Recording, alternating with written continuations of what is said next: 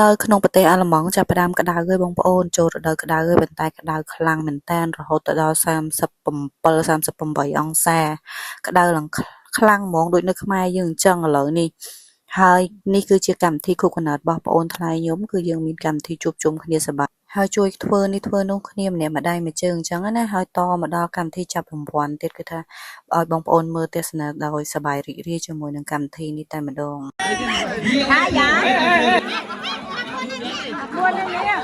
នោះមកថ្ងៃ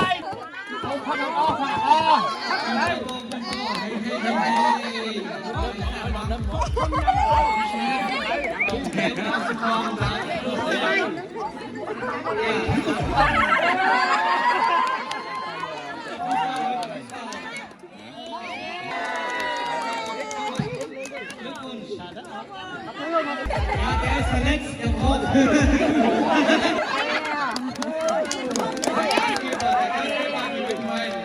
họ phải đua men họ đua hai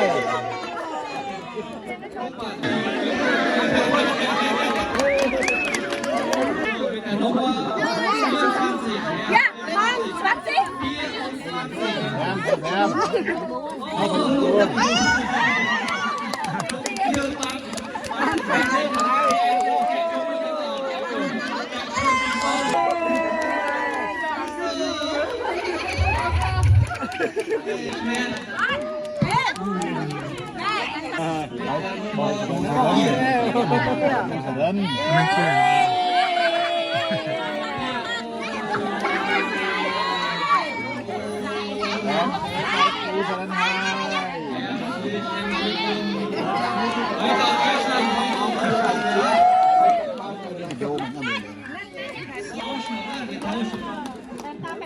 man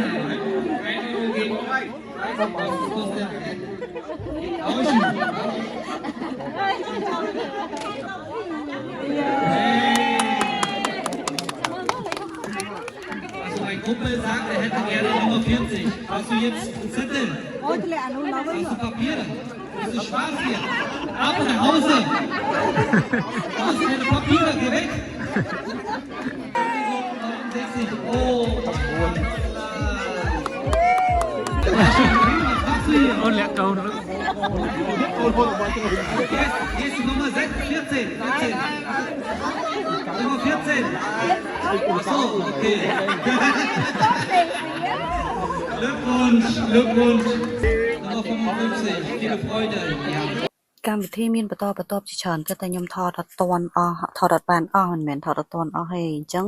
ក៏ចូលមកដល់ពេលយប់ម៉ោងខ្ទង់10 11ហ្នឹងគឺការប្រកួតបាល់ជាមួយអាល្លឺម៉ង់និងគូប្រកួតរបស់គាត់ខ្ញុំអត់ចាំឈ្មោះទេ